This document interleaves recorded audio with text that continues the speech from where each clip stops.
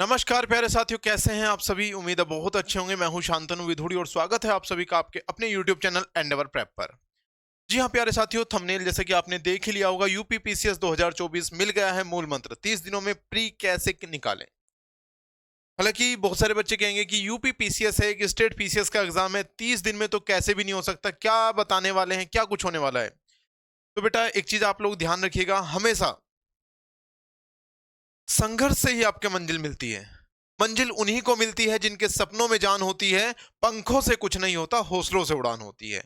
देखिएगा, मैं ये एक चीज आपको बता सकता हूँ। बहुत सारे बच्चे पहले से तैयारी कर रहे होंगे, लगातार तैयारी कर रहे होंगे, लेकिन कहीं ना कहीं कुछ चीजें उनकी मिस होती जा रही होंगी। बहुत सारी बच्चे मिस डायरेक्ट होंगे। और स्पेशली वो बच्चे जो पिछली बार भी ट्राई किया, अभी भी ट्राई किया, तैयारी काफी अच्छी करके रखी हुई है, लेकिन एग्जाम नहीं निकल रहा है, या बड़ी प्रॉब्लम आ रही है कि सर प्री में मतलब जो भी मॉक सीरीज लगा रहे हैं, मॉक टेस्ट में स्कोर नहीं आ रहा है, या कुछ भी बहुत सारी प्रॉब्लम्स हमारे साथ चल रही हैं। या वो मेरे सभी स्टूडेंट्स जो अभी फर्स्ट अटेम्प्ट करने वाले हैं या सेकंड अटेम्प्ट करने वाले, जिनको पता ही नहीं चल रहा आखिर हो क्या रहा है, उनके लिए बहुत बड़ी, बहुत महान स्ट्रेटेजी, बहुत अच्छी स्ट्रेटेजी होने वाली है। और स्पेशली मैं सभी के लिए कह सकता हूं कि 30 दिन आपके पास है। 30 दिन बेटा बहुत कम नहीं होते। अगर आप ज्यादा भी नहीं 10 घंटे पर डे स्टडी करोगे तो 30 दिन का मतलब है 300 घंटे।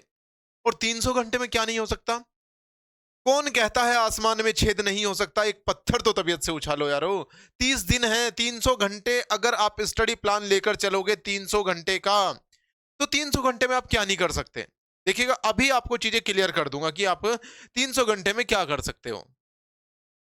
आज आपकी 13 फरवरी है और 17 मार्च को ऑफिशियल डेट आपकी अनाउंस हो चुकी है। जैसे कि आप यूपीएससी का, सॉरी, यूपी स्टेट पीसीएस का एग्जाम कैलेंडर बहुत सारे बच्चों ने देख लिया होगा, जो जारी हुआ था आपका। किस दिन जारी हुआ था ये एग्जाम कैलेंडर आपका? ये 12 जनवरी को आपका जो एग्जाम कैलेंडर था, ये यूपी पीसीएस द्वारा जारी किया गया था। ठीक है, 12 जनवरी 2024 को। इसमें क्लियर मेंशन किया हुआ है आपका, जो आपका अपर सबऑर्डिनेट है, ये परीक्षा 2024 वाली आपका 17 मार्च 2024 को होने वाली है। यानी कि आपके पास फरवरी तो 28 दिन की है और 17 को आपका पेपर, यानी कि पूरा 30 दिन आपके पास बचे हुए हैं। 31वें दिन आपकी परीक्षा है। अब जब 31वें दिन आपकी परीक्षा है, 30 दिन आपके पास बचे हुए हैं, तो बेटा 30 दिन में हम क्या कर सकते हैं, कैसे कर सकते हैं, जानिएगा। पूरे विस्तार से हम इन चीजों को पूरा डिटेल में समझने की कोशिश करेंगे। जल्दी से आप लोग जो बच्चे अभी सेशन में जुड़ चुके हैं, प्लीज सभी के सभी बच्चे एक बार वीडियो को कर दीजिएगा शेयर।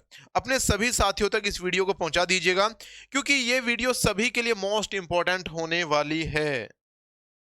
चलिएगा, कुछ बात कर लेते हैं डिटेल चीजों पर। यूपी पीसीएस प्री 2024,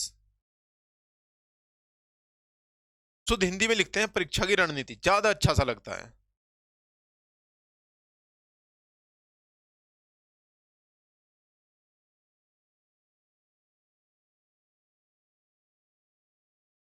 परीक्षा की रणनीति। ठीक है, कैसे आपकी परीक्षा क्रैक हो सकती है 30 दिन के लिए। कितने दिन के लिए आपका? 30 दिन के लिए।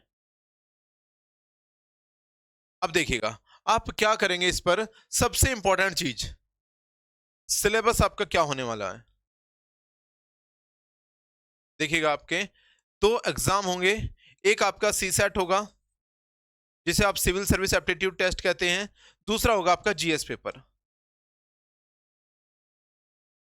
जो आपके जीएस पेपर होता है बच्चा, आप सभी जानते हैं, इतनी चीजें तो बेसिक आप सभी जानते हैं। इसमें आपका 150 क्वेश्चन होते हैं। कितने होते हैं? 150 क्वेश्चन होते हैं। अब बहुत सारे बच्चे कहेंगे सर 150 क्वेश्चन तो होते हैं, लेकिन वो तो क्वेश्चन भी इतने बड़े बड़े लंबे लंबे क्वेश्चन होते हैं। उसके बाद इनके ऑप्शन होते हैं, चार चार ऑप्शन को पूरा पेज, एक ही पेज पे एक ही क्वेश्चन आता है। इतनी बड़ी बुकलेट आती है पीसीएस की। ये एक नॉर्मल चीज है, क्योंकि अगर आप पीसीएस लेवल की किसी भी परीक्षा की तैयारी कर रहे हैं तो डेफिनेटली आपकी स्किल जो है, रीडिंग स्किल है, वो अच्छी है। आपका आईक्यू लेवल अच्छा होना चाहिए। ऐसी एक्सपेक्टेशन जो आपका कमीशन है, जो आपका आयोग है, वो आपसे करता है। यानी कि आप क्वेश्चन को एक बार दो बार पढ़ें, समझें, और वो क्लियर हो जाए कि ये पूछ क्या रहा है, क्या चीजें हमें बतानी है। रियलिटी ये है, आपका स्टेट पीसीएस की अगर मैं बात करूं, बहुत सारे क्वेश्चन जो आपका फैक्चुअल होते हैं, कंसेप्चुअल, सॉरी, जो कंसेप्चुअल होते हैं। फैक्चुअल डाटा तो सिमिलर आता है कि ये रैंक क्या है, इस चीज में भारत की रैंक क्या है, ये चीज कहां से है, क्या है, सिंपल। ये आपका फैक्चुअल क्वेश्चन होते हैं।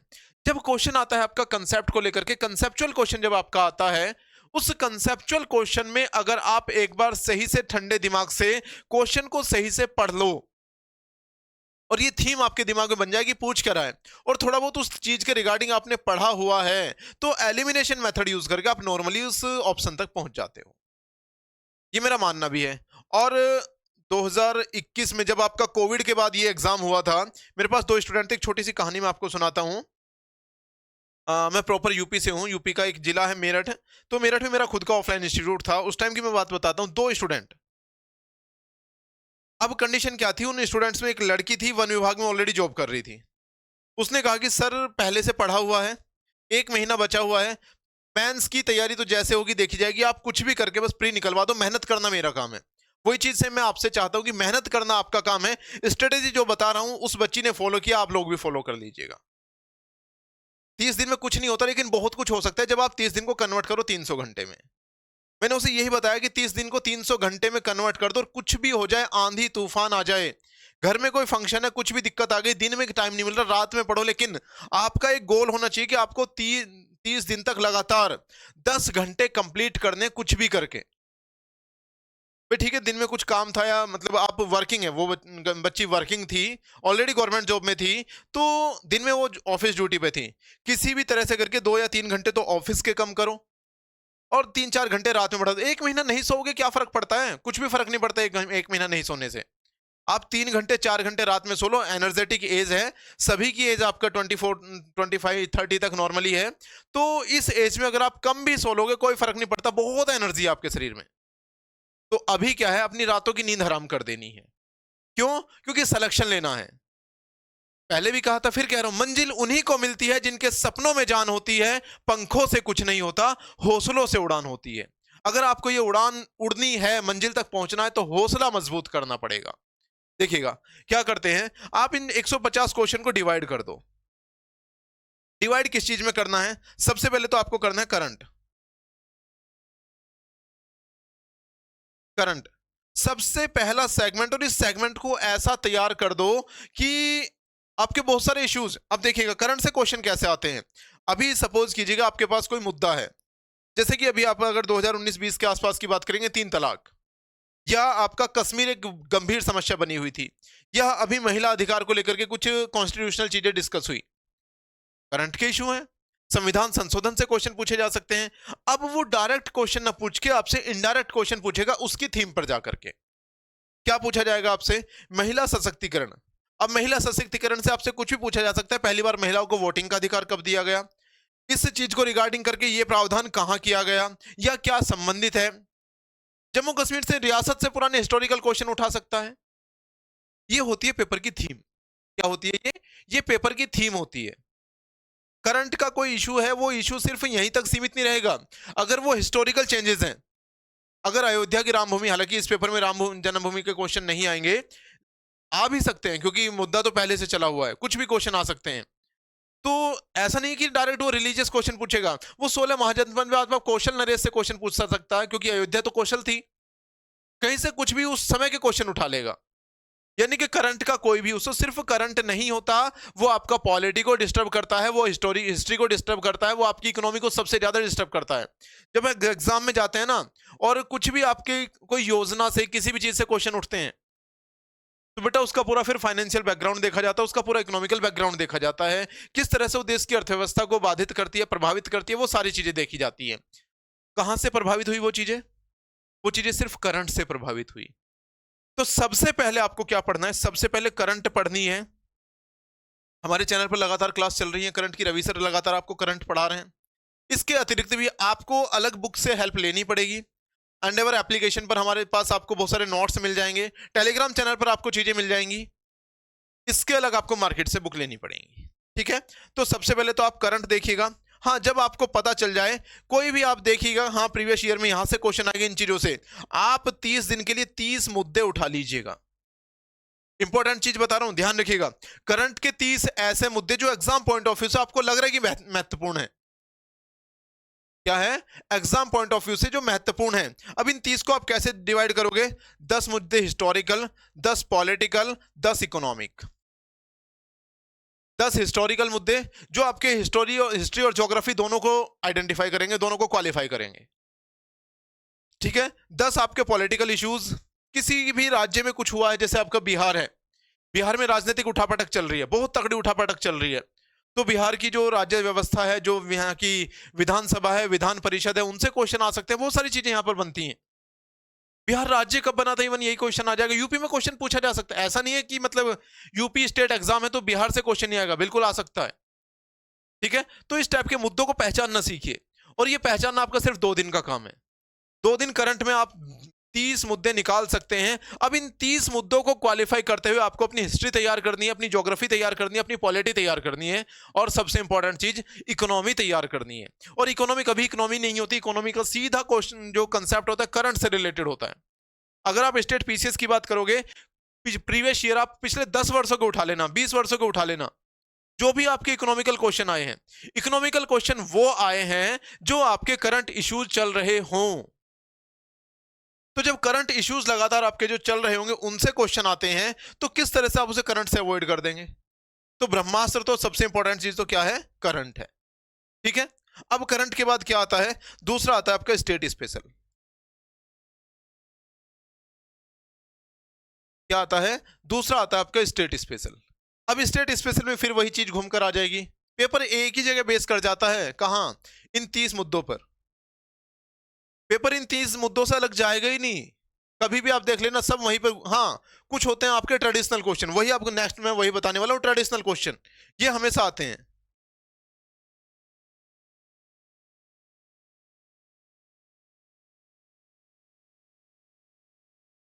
ट्रेडिशनल ट्रेडिशनल जीके बोल सकते हैं इसको हम। ट्रेडिशनल जीके में क्या आ जाएगा? जैसे आपका पुराने भारत के इतिहास से क्वेश्चन आ गया, एंशिएंट हिस्ट्री के बहुत सारे क्वेश्चन आते हैं, रिलीजियस क्वेश्चन आते हैं, जैन धर्म के ये वाले प्रवर्तक ने ये क्या किया था, या सिख धर्म से जैसे मान लिया आपका गुरु अमरदास से क्वेश्चन आ गया, अमृतसर नगर की स्थापना, या उससे अलग कुछ भी चीजें पूछ सकता है, रामदास से, किसी से पूछ सकता है, कोई मैटर नहीं करता। वो है आपका ट्रेडिशनल जीके। उसके बाद आता है आपका साइंस एंड एनवायरमेंट।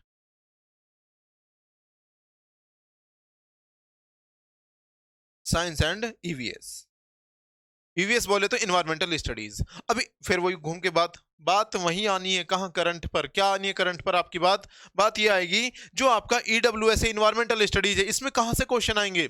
जो आपके करंट इंटरनेशनल इश्यूज हैं। G20 में अभी आपका जो पर्यावरण को जो काफी ज्यादा डिस्कस किया गया था, ग्लोबल वार्मिंग लगातार बढ़ रही है, अमेरिका पर कार्बन क्रेडिट को लेकर प्रतिबंध लगा दिए गए हैं। बहुत सारे जो यूएनओ ने खुद कहा है कि अमेरिका को अपनी कार्बन क्रेडिट जो क्षमताएं उनमें चेंजेस करने पड़ेंगे, कार्बन उत्सर्जन को कम करना पड़ेगा। बहुत सारी चीजें अभी हुई हैं। चीन पर अमेरिका ने कहा है कि भाई चीन लगातार जो इंडस्ट्री है उनको बढ़ावा देते हुए जो ग्लोबल वार्मिंग को या कार्बन को उत्सर्जन को कम करने की जो प्रोटोकॉल्स है उनको फॉलो नहीं कर रहा है।